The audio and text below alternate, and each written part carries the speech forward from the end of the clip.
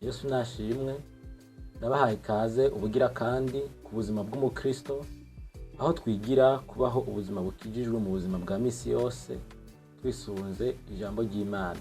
Niba uri mushasha ukaba wifuza gukura mu kwizera, aha ni ahantu heza kuri wewe, nguhaye ikaze. Ubuzima ntibwama bworosha imisi yose, ariko mu buzima habaho ibihe bigoye, hakabaho n'ibihe by'umunezero. Habaho ibihe byo kubiba, hakabaho ibihe byo kubatura ivyabibwe, hakabaho ibihe byo gutera n'ibihe byo kwimbura. Habaho ibihe byo gutwenga, harabaho ibihe byo kurira, harabaho igihe cyo kuvuka, hakabaho igihe cyo gupfa. Uko kuntu rero ubuzima bwubatse birerekana yuko ibintu bitaba bigororotse imisi yose. Ino munsi tugiye kwigira hamwe ikintu gikomeye, arico kubungabunga canke kuzigama ukwizera mu bihe bigoye, kubera ko ukwizera kwacu ntikugeragezwa mu bihe by'umunezero, ariko cane cane mu bihe bigoye. Guhaye ikaze muri ino video guhera ku ntango kugera ku iherezo, ntucikwe na kimwe mu bintu bikomeye tugiye kuvuga. Yesu Kristo aguhezagire.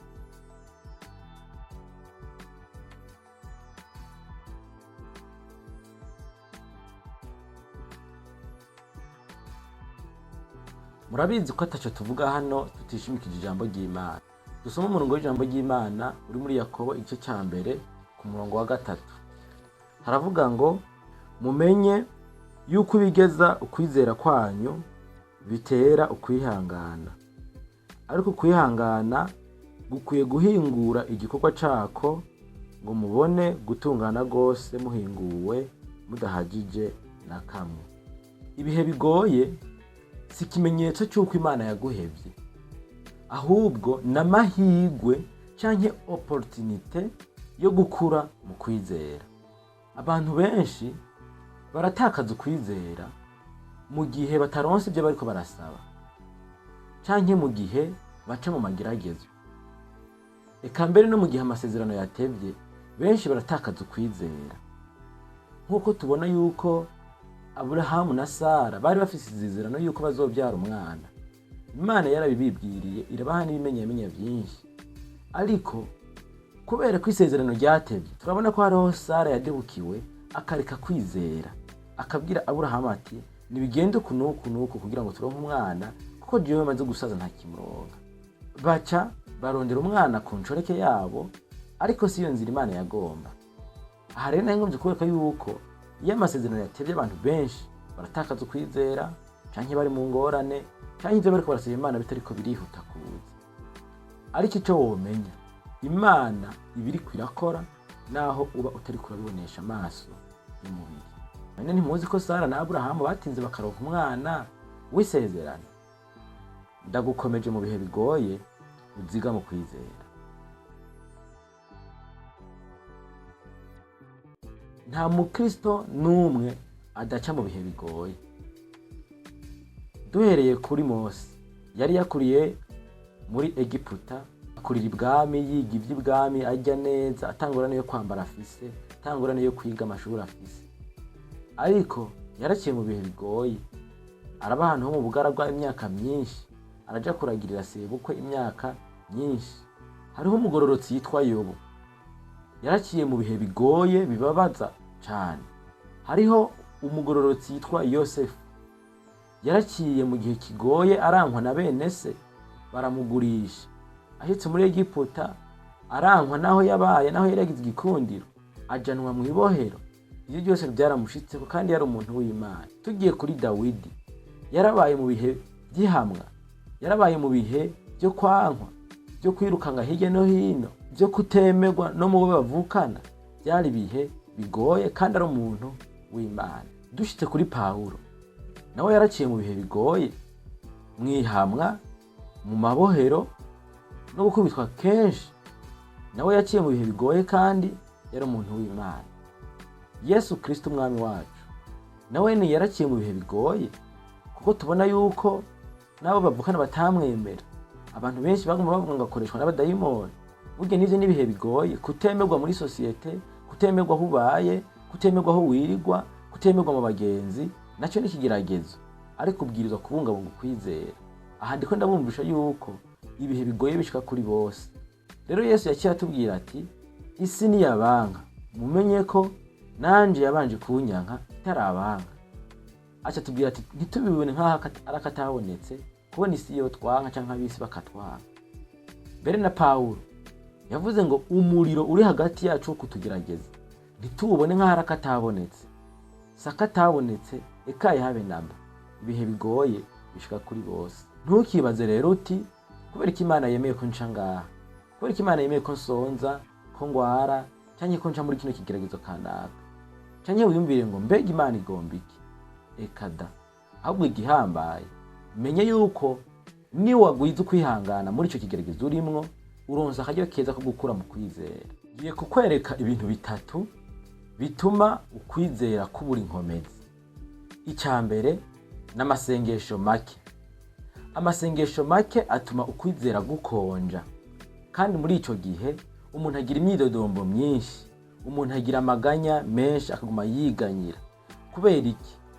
Abura kiremesha. Iyo dusenga twunguka inkomezi, iyo dusenga twibuka amasezerano, iyo dusenga tuyaga n'Imana tukumva ijwi ry'Imana. Muri video twakoze ubuheruka twabonye ko gusenga ari ukuganira n'Imana, umuntu agasuka imbere y'Imana ibyo yipfuza byose nk'uko umwana aganira n'umuvyeyi. Iyo umuntu rero adasenga ukwizera kurakonja, kukabura inkomezi, umuntu akiganyira akaja ahantu nk'amagogo. Kigira kabiri, kwigunga wenyene, kuba nyamwigendako. N'abarundi baravuze ngo nyamwigendako ntarimira impeshi. Burya iyo wigunze uri ahantu ha wenyene, utumva amashimwe y'abandi, utumva intahe z'abandi, utumva ibitangaza Imana igenda ikora, utumva indirimbo abandi bariko bararirimba zihumuriza, amajambo yubaka, canke ngo ugire uyagira ikibazo cawe mufashanye umutwaro, ukwizera kurabaguke muri wewe. Uguma ubona yuko ari wowe ugowe, ari wowe umerewe nabi, ko Imana itagikora. Ariko iyo uri mu bandi, inkomezi zabo zirakubaka, ibishinga nahe byabo bikakubaka, ukwizera kwabo kukakubaka, bigatuma nawe ukwizera kwawe kutabaguke. Cya gatatu, amajwi mabi. Iyo uri ahantu ha wenyene, Satani niwe akakuganiriza, abadayimoni ntiboreka kukuganiriza no kukubwira yuko ubucupfa, buca vyanka, atakizovamwo, atakizohinduka, yuko kazoza kawe atakiza na kimwe kiriyo, Imana yaguhevye, Imana ntikwiyumvirako, ibintu nk'ibyo. Kumvira amajwi mabi bituma ukwizera kubura inkomezi.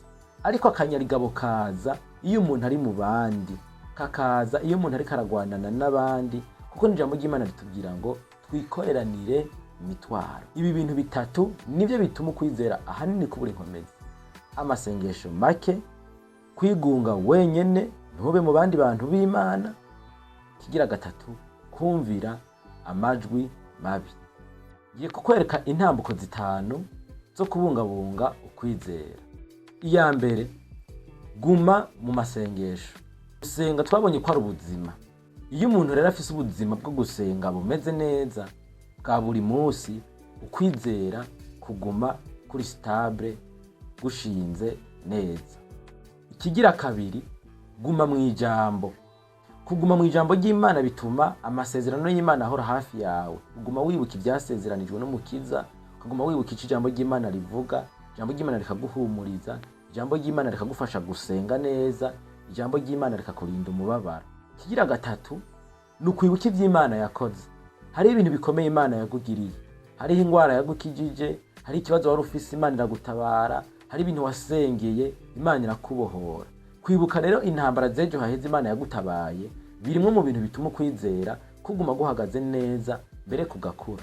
Mwibuke yuko Dawidi kugira ngo agwanye Goliyati, abandi bahizi bananiwe bamaze imisi 40 n'amajiro 40 abacokora taco bakora taco bavuga, Dawidi we yavuze ati iyo ndi hariya mu ishamba, igihe narindagiye haraje idubu turagwana, haraje ibikoko bije kuntwara intama, turanigana, ndabinesha, ndabitabagura, ndabitsinda. Kubwo kwibuka izo ntambara zejo haheze byatumye aronka inkomezi zo kumva yizeye muri we yuko na Goliyati ashobora kumutsinda. Ndakwipfurije guhora wibuka ivy'Imana yakoze, kuko biri mu bintu bizotuma utiganyira, utihebura, utajondamika umutwe imbere y'ikibazo kikuziye. Ahubwo ukwizera kuzokomera, uvuge ati nkuko n'ivyejo byagiye, niko na kindi kibazo cy'uno munsi kiza gukemuka. Intambuko igira kane ni ukugendana n'abandi bantu bafise ukwizera. Ijambo ry'Imana rivuga ngo kubana n'ababi vyonona ingeso nziza. Iyo ubana n'abantu ibi bintu byo kwizera batigera babiha agaciro, nawe ukwizera kurahera. Birakwiye ko ugira entourage canke ikibano kimwe abantu bizera, akaba ari bo muganira, akaba ari bo utebana nabo, bituma nawe uba umuhizi mu kwizera. Ibi ndafite kino bivugako. Mwibuke igihe Mose yatuma abatasi 10 gutata igihugu cy'Ikanani. Muri abo batasi ko ari 10, 8 bagarutse barira bakoma induru uti dusanze y'abanaki, dusanze y'ibigabo binini, turi nziga imbere yabo, ntacyo twovuga imbere yabo, ntitwobashobora, bazotugirira nabi, Imana yaraduhenze. Bararira baraboroga.